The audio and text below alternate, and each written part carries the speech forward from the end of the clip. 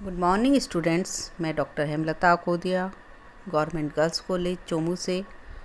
बच्चों, हम MA previous का 4th पेपर पढ़ रहे हैं, लोक प्रशासन सिद्धांत एवं व्यवहार। पिछले वीडियो में मैंने आपको मुख्य कार्यपालिका तथा उनके कार्यों के बारे में बताया था। आज का जो अपना वीडियो है वह है संगठन की संरचना में लाइन एवं स्टाफ के बारे में। इस पर मैं आपको 2 वीडियो बनाऊंगी, तो आज अपन पहले वीडियो की शुरुआत करते हैं। तो मुख्य कार्यपालिका के जो कार्य होते हैं या अधिकार होते हैं, वह बिना सहायता के अपने कार्यों को संपादन और अधिकारों को प्रयोग प्रभावशाली ढंग एवं योग्यता पूर्वक नहीं कर सकता। उसे सहायता तथा सहयोग की आवश्यकता होती है। व्यवहार में ये सहायता उसे कुछ अंगों के द्वारा प्रदान की जाती है। उसके बहुत से कार्य इन अंगों को सौंप दिए जाते हैं। इस प्रकार कार्यों को दूसरे अंगों को सौंपे जाने से प्रशासन पर उसके पर्यवेक्षण, निर्देशन तथा नियंत्रण की उच्चतम शक्तियों का कोई प्रभाव नहीं पड़ता।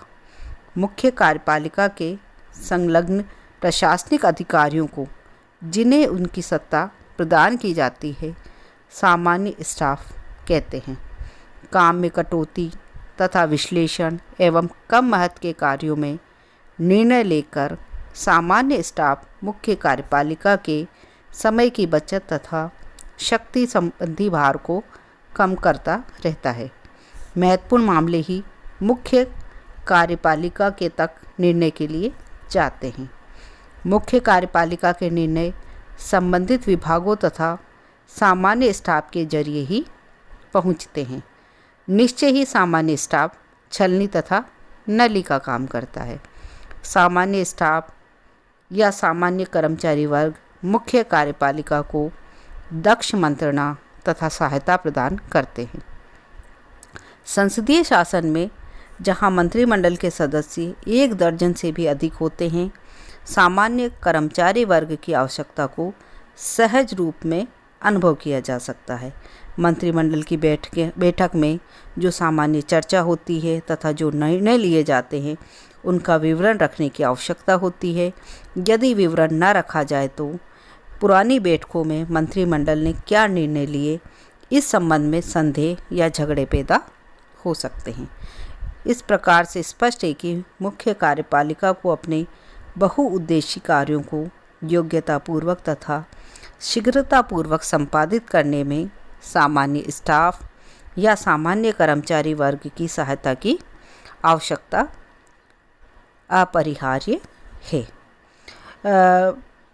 एल.डी. वाइट ने सामान्य स्टाफ के उद्देश्यों के रूप में जो कार्य बताए निर्धारित किए, वो इस प्रकार है। उसमें पहला है, यह सुनिश्चित करना कि मुख्य कार्यपालिका को समुचित तथा तात्कालिक सूचनाएं प्राप्त होती है।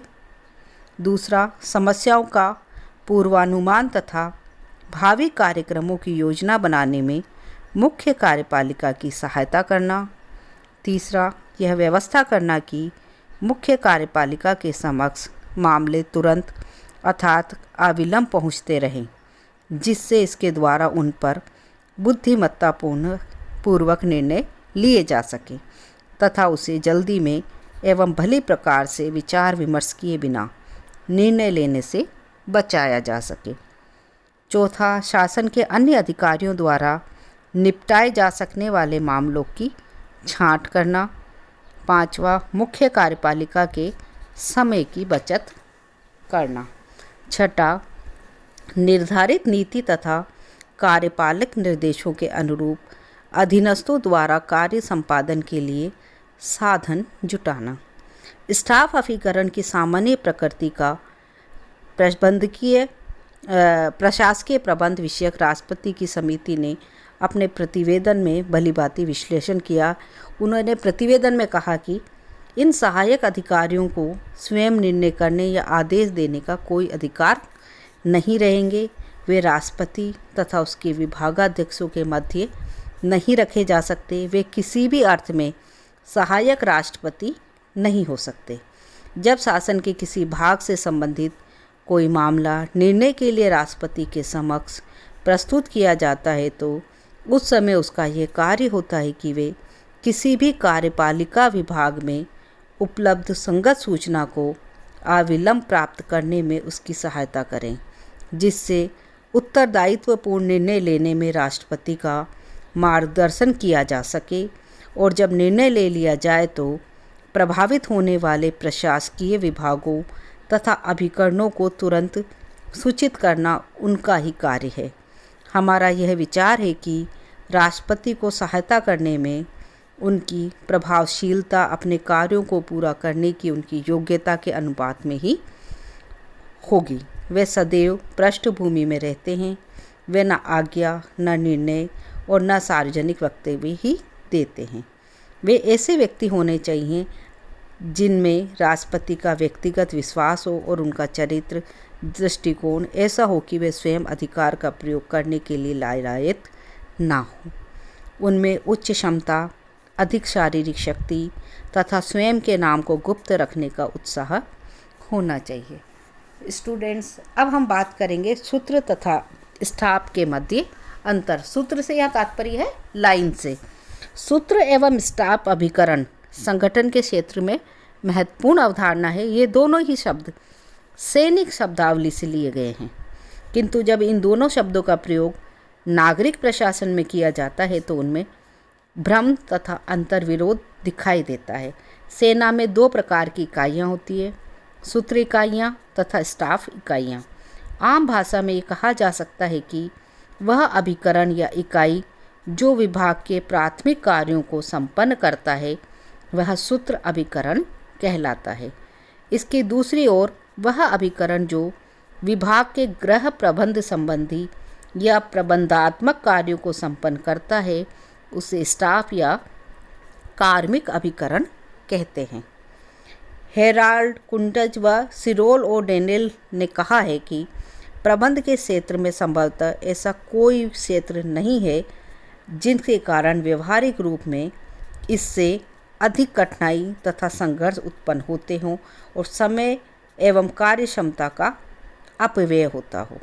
इन दोनों शब्दों को स्पष्टतः समझना आवश्यक है, क्योंकि लाइन यानी सूत्र और स्टाफ के संबंध जीवन रूपी संगठन की प्रणाली बन गए हैं।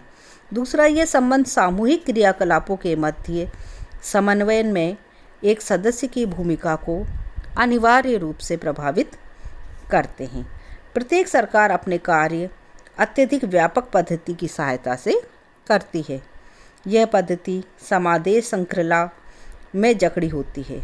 पद सोपान पद्धति का केंद्रीय तत्व लाइन अभिकरण होता है और सूत्र की सहायता के लिए स्टाफ तथा सहायक अभिकरण होते हैं। सूत्र अभिकरणों द्वारा कार्यक्रम तथा उद्देश्यों की उपलब्धि के लिए कार्य किया जाता है और स्टाफ तथा सहायक अभिकरण उसकी सहायता और सेवा करते हैं। स्टाफ विशेष परामर्श प्रदान करते हैं, किंतु वे आदेश नहीं देते। सहायक अभिकरण सामान्य सेवा का कार्य करते हैं। वाइट ने लिखा है कि सरकार का काम एक विस्तृत संगठन द्वारा किया जाता है, जिसमें वरिष्ठता तथा अधीनता के संबंधों के आधार पर एकता कायम रहती है। संगठन विशेषीकरण के सिद्धांत पर आधारित होता है। सूत्र का पद सोपान में केंद्रीय स्थान है। सूत्र की सहायता के लिए अनेक इकाइयाँ होती हैं। उनमें से कुछ का काम सलाह देना तथा उद्देश्य के लिए तैयारी संबंधी कामकाज करना होता है। इन्हें स्टाफ कहते हैं। कुछ संस्थात्मक कार्य करती है, उन्हें सहायक अभिकरण कहा जाता है। सूत्र अभिकरण में राजनीतिक समादेश संगठन तथा स्थायी कर्मचारीगण सम्मिलित होते हैं। सूत्र से संबंधित अधिकारियों का संबंध सरकार के वास्तविक कार्यकलापों से होता है। उनका जनता से सीधा संपर्क होता है।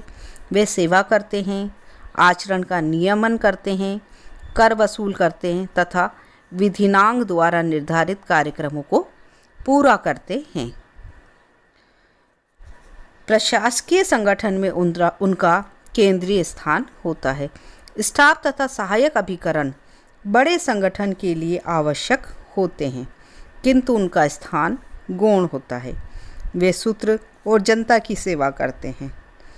फिफ्नर और प्रेस्टस ने लिखा है कि सामान्यतः स्टाफ और सूत्र में वही अंतर है जो प्रत्यक्ष और अप्रत्यक्ष श्रमिकों के बीच होता है। सूत्र प्रत्यक्ष हैं और स्टाफ अप्रत्यक्ष है। स्टाफ और अभिकरण के स्थान पर स्टाफ कार्य शब्द का प्रयोग अधिक पसंद किया जाता है, क्योंकि इससे इस सैद्धांतिक विवाद से मुक्ति मिल जाती है कि अमुक व्यक्ति स्टाफ में आता है अथवा सूत्र में। फिफ्नर व प्रेस्टस ने स्टाफ की 3 प्रकार बताए हैं: सामान्य स्टाफ, तकनीकी स्टाफ और सहायक स्टाफ। सामान्य स्टाफ में वे कर्मचारीगण सम्मिलित हैं जो मुख्य कार्यपालिका को सहायता देते हैं और जिनका अधिकांश समय नीति या योजना के निर्माण और तत्संबंधी विचार विमर्श में व्यतीत होता है। इसलिए स्टाफ अभिकरण की अपेक्षा स्टाफ कार्य शब्द का प्रयोग प्रायः उपयुक्त माना गया है। जो लोग स्टाफ का काम करते हैं वे अपना कुछ समय सूत्र संबंधी अथवा उत्पादन के कार्यों में भी व्यय करते हैं। दूसरा, तकनीकी स्टाफ में विशेषज्ञ और विशेषीकृत कार्यकलाप सम्मिलित होते हैं, जैसे प्रयोगशाला अनुसंधान, इंजीनियरिंग डिजाइन अथवा श्रमिकों के कार्यों का प्रत्यक्ष निरीक्षण। तीसरे प्रकार के स्टाफ, सहायक स्टाफ, विद्यार्थी को सबसे अधिक परेशान करता है। इसके द्वारा इस कथन का प्रतिवाद होता है कि स्टाफ आदेश देने का कार्य नहीं करता। इन्हें सहायक सेवाएं कहना अधिक उपयुक्त होगा। ब्रिटिश लेखक इन्हें संस्थागत सेवाएं कहते हैं। इनमें कर्मचारी, वित्तपूर्ति, औद्योगिक इंजीनियरिंग तथा प्रशासनिक विश्लेषण आदि कार्य या सेवाएं सम्मिलित होती हैं। इससे भी निम्न प्रकार की सेवाएं जैसे पत्र भेजने की केंद्रीय व्यवस्था, भवनों और साज सज्जा की व्यवस्था, परिवहन का नियंत्रण, अभिलेख संरक्षण, संपत्ति का प्रबंध, संचार सुविधाएं आदि सहायक सेवाओं के अंतर्गत सम्मिलित होती है। अब हम बात करेंगे सूत्र अभिकरण के बारे में। संगठन के कार्यात्मक तथा प्राथमिक कार्य सूत्र अभिकरण द्वारा ही संपन्न किए जाते हैं। सूत्र अभिकरणों का कार्य सरकार के प्राथमिक उद्देश्यों को पूरा करना है। सूत्र अभिकरण को प्रशासन के केंद्रीय तत्व के रूप में जाना जाता है। जॉन मिलेट के अनुसार सूत्र का अर्थ होता है वह अधीनस्थ संभाग जो उत्तरदायित्व के पूरा करने में लगा हो। वाइट ने कहा है कि सूत्र अभिकरण उन प्राथमिक उद्देश्यों से संबंधित होते हैं जिनके लिए शासन स्थापित किया जाता है। सूत्र अभिकरण प्रशासन के उद्देश्यों को प्राप्त करने में प्रत्यक्ष रूप से सामने आकर कार्य करता है। यह अभिकरण आदेश, निर्देश और नीति निर्धारण की शक्ति अपने पास रखता है। प्रत्येक प्रशासनिक व्यवस्था कई अभिकरणों अथवा विभागों में विभक्त होती है। यह विभाजन प्रधान तत्व उद्देश्य पर आधारित होता है।